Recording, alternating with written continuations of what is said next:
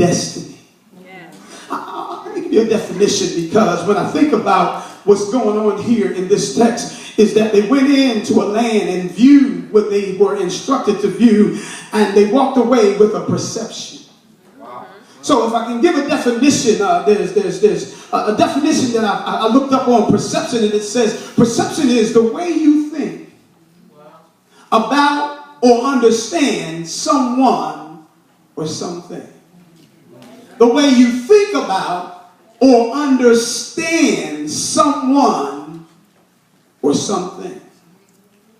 The letter B says, somewhat formal, it says, the ability to understand or notice something easily. Perception. Number 2 was this. It says, the way that you notice or understand something using one of your senses. Wow. Using one of your senses helps you gain perception or a perspective of what you see. Wow.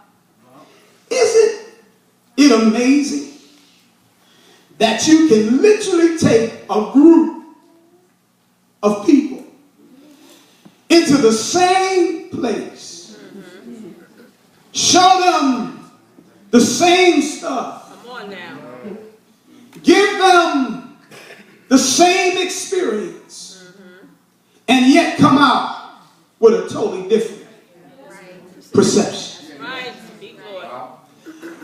I mean, we walk down the same street. We come from the same neighborhood. We live in the same environment. We handle some of the same objects.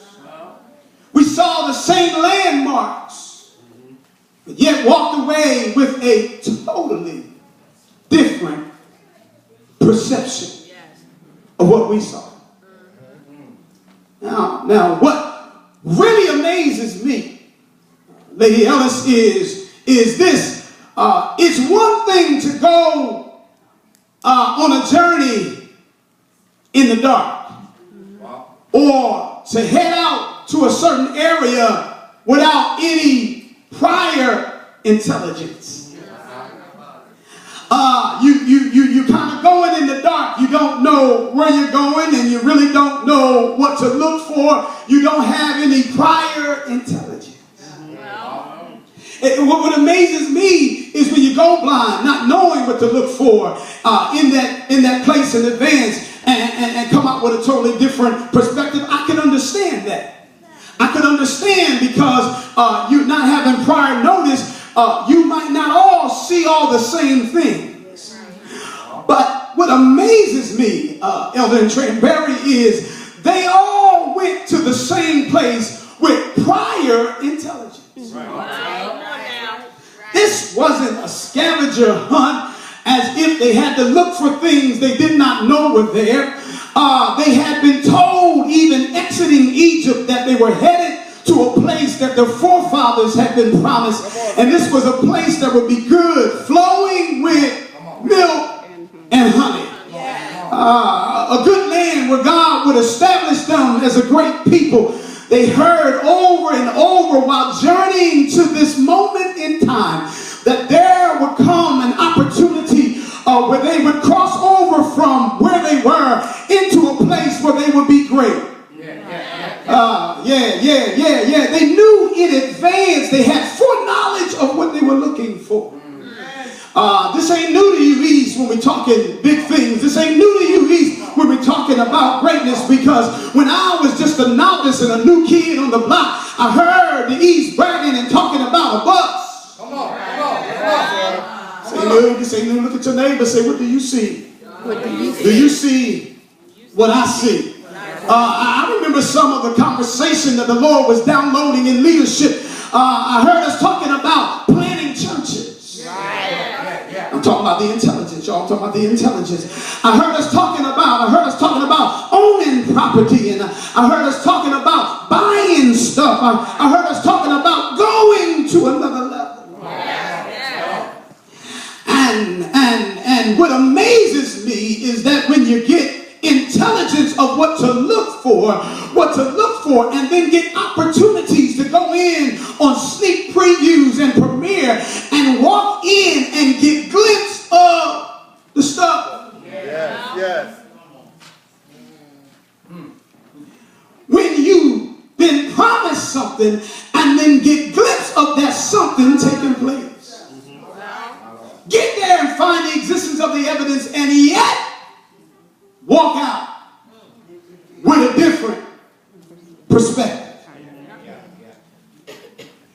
I want you to know what makes this possible for us to go to the same place, experience the residue of the promise, but yet walk away with different perspectives, is based upon the condition of our mind. Amen. That's right. Wow. Yes. Wow. See, what makes it possible for somebody to look at a glass and say, this glass is half empty. Come on.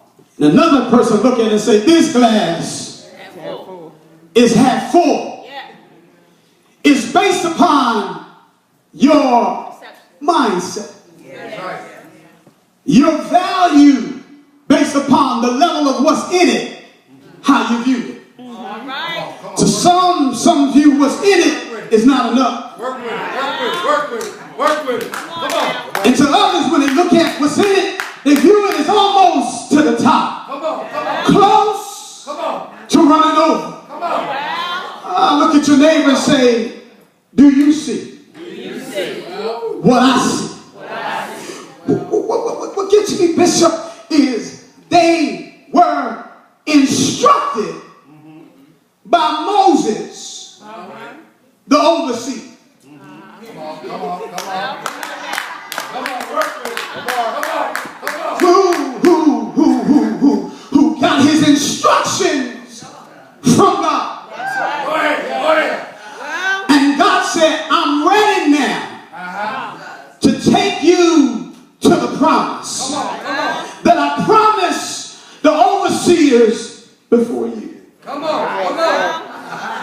Can I work with it? Work with it. And what I want you to do is get with your pastors, get with your leaders, and tell them, go into the land. Oh, help me, son. Come on. And I'm telling you exactly what to look for. Come on. Yeah, there's some milk in this land, and there's some honey in this land. And right about now, it's the first fruit of the ripe grape. There might even be some fruit in this land. And what you need to understand is Moses was telling them, when you go in, not only look at what's promised, but look at what we might have to deal with. Watch this. It's based on your mindset. For as a man thinketh in his heart, so is he. So what you believe will in fact affect your reality.